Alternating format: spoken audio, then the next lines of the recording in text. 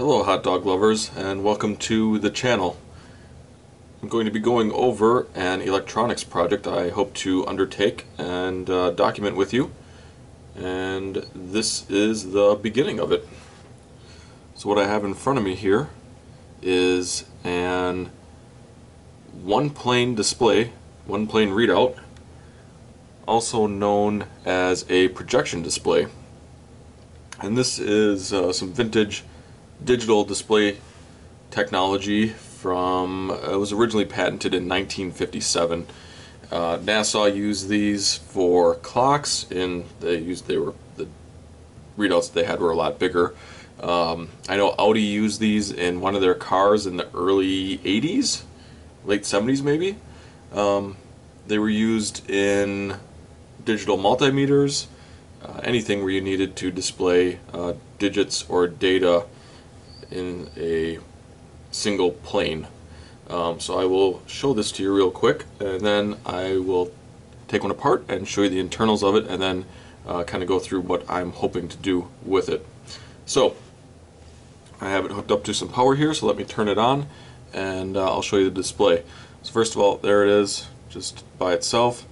There's the front of it, and let's turn it on real quick. And there you go. Please wait. So yeah, now let's break it down and I will show you what these things are all about. I should mention this is a 1978 model, and so the build quality started to go down a little bit, as like I said, they were originally patented in 1957.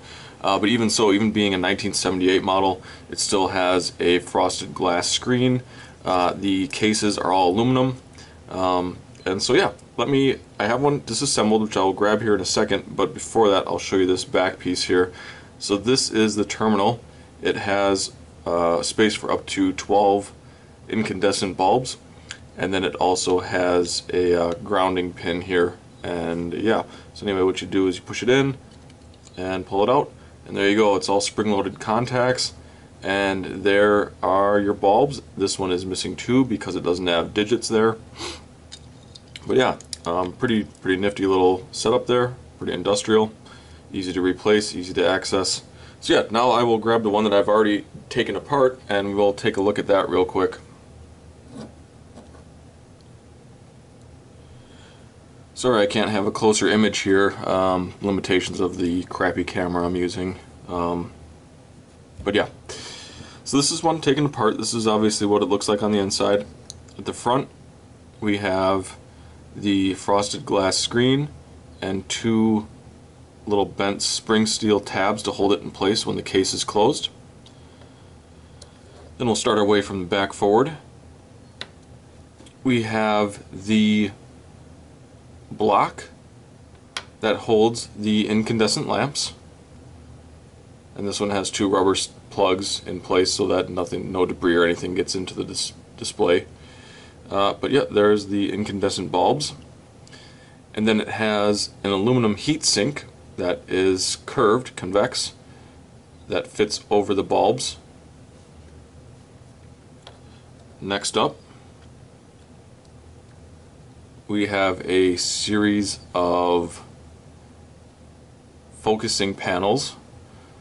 This is 4 parts.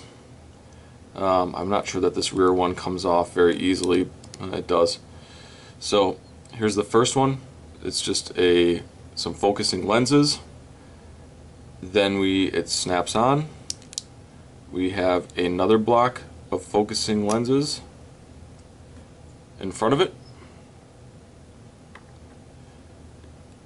Then we have the film projection sheet, which has all the text on it. Bring that up a little closer so you can hopefully see it here without a terrible reflection. And then that gets sandwiched in between another lens here. These are acrylic lenses. I think maybe some of the earlier ones may have used glass. I can't be 100% sure on that. And then in front of that we have a plastic piece,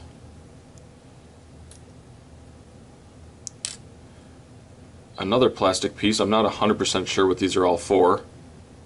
This I took out of it to show you the color, but it had a yellow gel or lens to give it a yellow color instead of the white color. You could obviously replace this with any color you wanted, whether it's green or blue, red, whatever you want. You can color it however you want.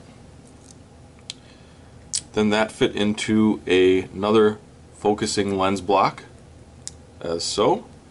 And then in front of that was yet another, this is a, feels like, might be plastic or a waxy cardboard paper. I'm not entirely sure what this is. It's probably some kind of resin or plastic.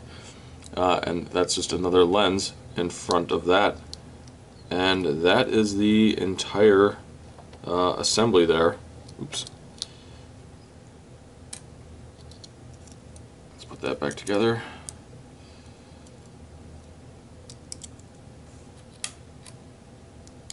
Not a whole lot to it, at the same time kind of complicated. But yeah, that's how it works. So anyway, this is obviously displaying information, and what I want it to display is digits.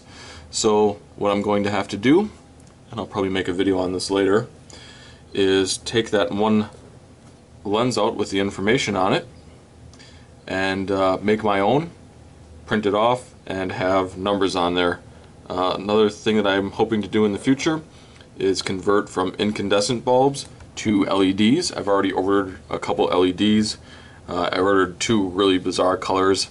Of course, after I ordered them, I noticed that their lumen output was really low because they're super bizarre colors, so they're hard to produce. So here's hoping that that works out. If not, maybe I'll just use a gel insert, like a green or something. The font I'm planning on going with is a little futuristic, so I want to combine a futuristic font with an old display technology. So anyway, that's going to be it on this review of this projection display and also some of my future plans. So if this was interesting to you, feel free to subscribe for more future content. But yeah, hopefully at one point I will make these displays into a functioning numerical clock. So yeah, thanks for watching, and we'll catch you next time.